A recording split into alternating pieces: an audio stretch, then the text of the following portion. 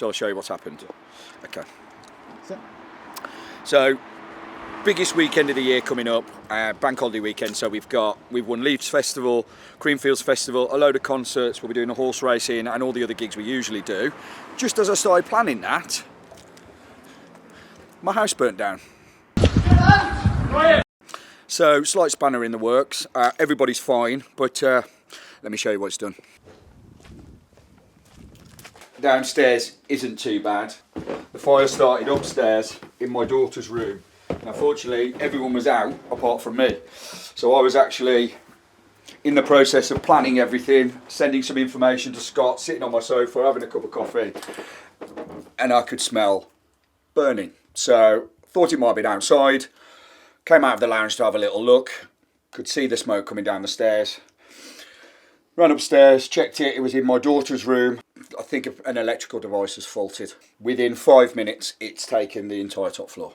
No clothes, no belongings, but everybody's safe, everybody's fine, pets included, and we're insured. So, not great timing, not that it's ever great timing for this to happen, but business-wise, about the worst timing in our calendar. But it's one of those situations, everybody's okay, everything else could be replaced, and we'll sort it. We're looking here. Pretty much ripped it to a shell within 5 minutes. We don't 100% know how it's happened, but what we think is my daughter told us that she had a power bank on charge by the side of her bed. The sun goes down this side, so it was a pretty hot by 3 in the afternoon, and the sun was directly coming in onto that power bank. And the fire brigade believe that it's got hot and it's either exploded or ignited, and then obviously in these dry conditions, she had a wooden bedside table.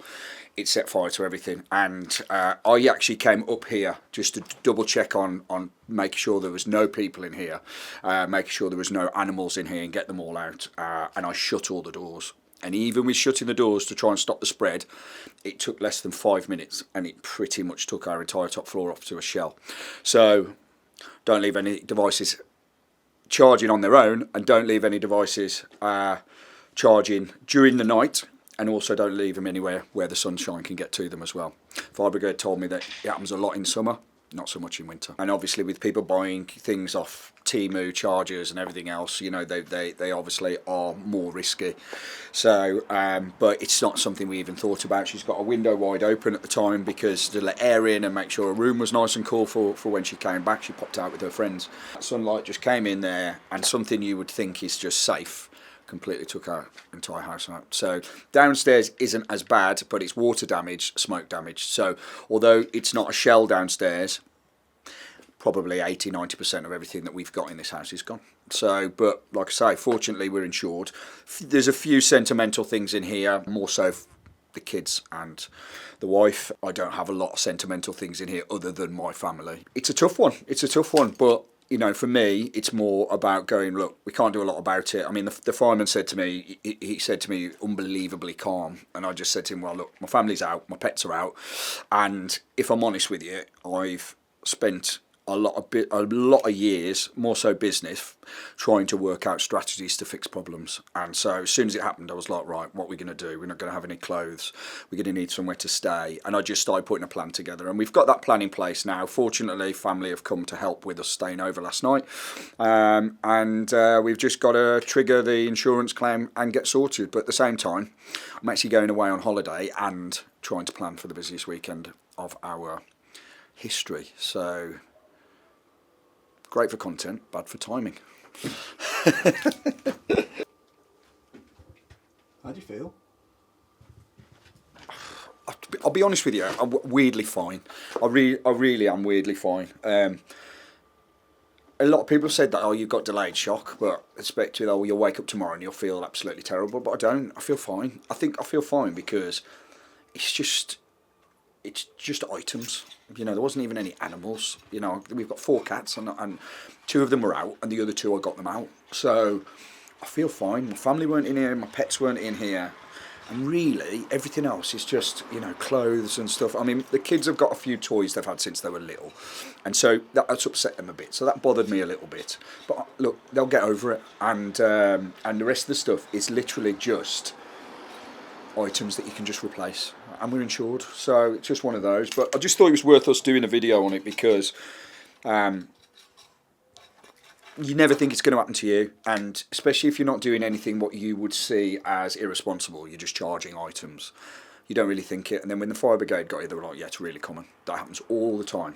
So I just thought, you know what? We do loads of videos on loads of different stuff. Let's put something out where people can go, wow, I don't think... we do that all the time. We leave our devices on charge all the time. We leave them in the sun when the sun's coming through the window. Or we don't have insurance. Now, if we didn't have insurance, we'd be in serious trouble. So if you don't have contents insurance, get it now. I mean, obviously, look, that's Seb's room. It's not burnt, but you can see the smoke damage. So yeah, son's room. So yeah, same thing in here. So this is our room. It blew the back window out. And believe it or not, it's actually not flames that have done all of the torch damage in here. So in here, you've got a melted window. That window blew the window frames out, panes out. It also melted the window, so it fell out of the hole and onto the floor. And when I spoke to the fire lady who was here, she was in charge. She said to me, no, this isn't flames in here. She said, this is smoke. And she said the heat of the smoke can get to the same temperature as the fire itself.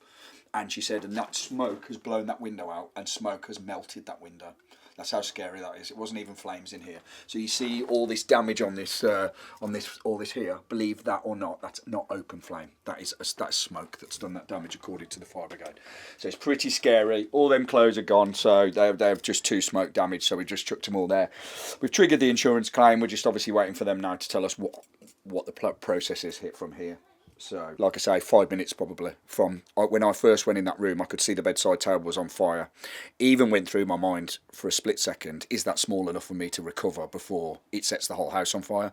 And because I'd opened the door and it created a draft, it sucked the flames towards me. So they came all across my daughter's bed really quickly.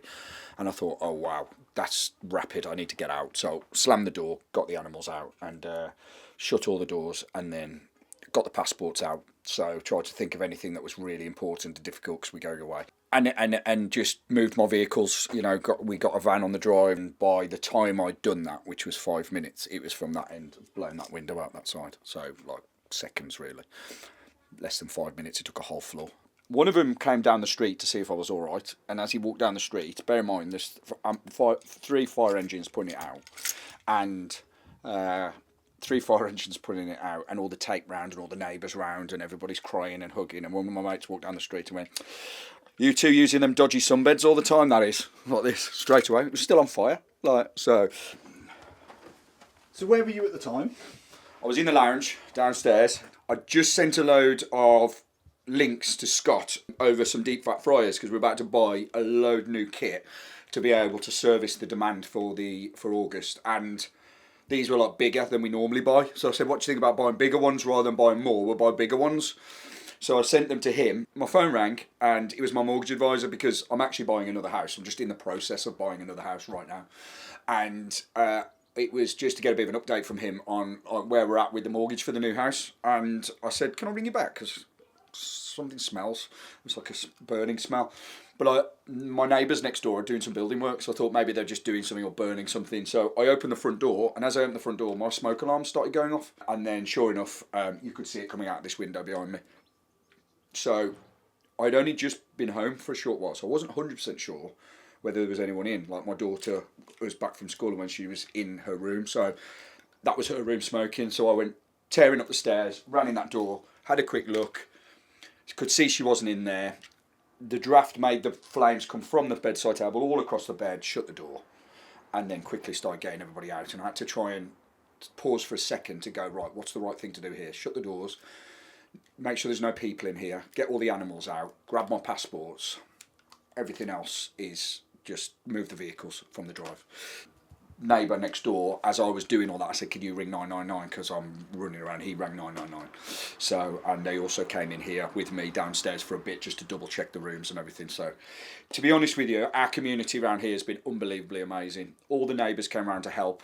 I've had the schools contact me. I've had the local NISA convenience shop that we go to down the road down there, that the kids go to after school. He's come down, give us bottles of water, bags of food, literally all on the house, just giving them to us to support us.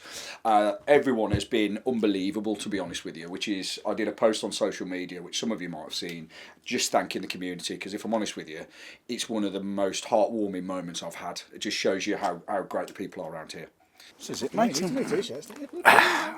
This is what means hard times. Buy some hot dogs, guys. Look at these holes. Look, house is burnt down.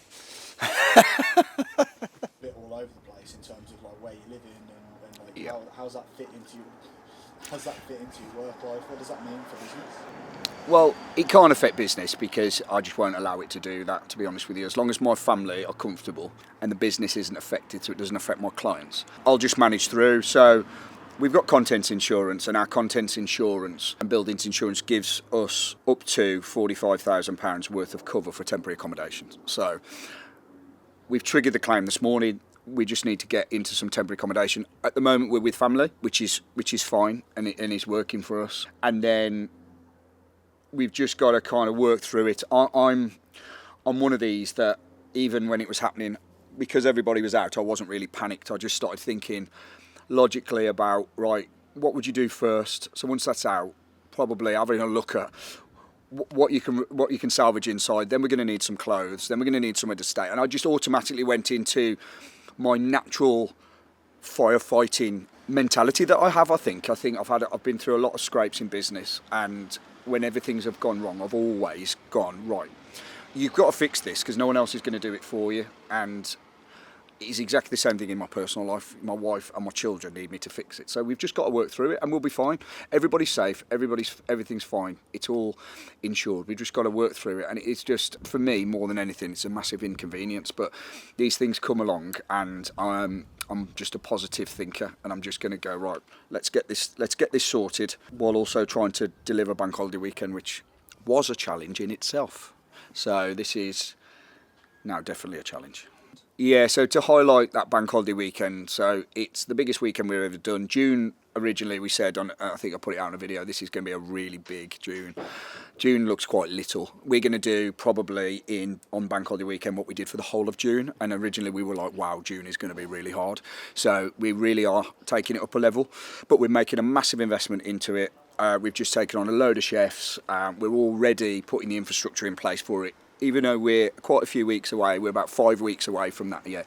So we're putting all the infrastructure in place, and we're going to be able to deliver Leeds Festival, Creamfields Festival, a load of concerts for Cuff and Taylor. Those are all Live Nation. Then we're going to be doing horse racing across 2 sites for our arena racing company client. And then we'll be delivering Stratford-upon-Avon Food Court as well for LSD Promotions and the council.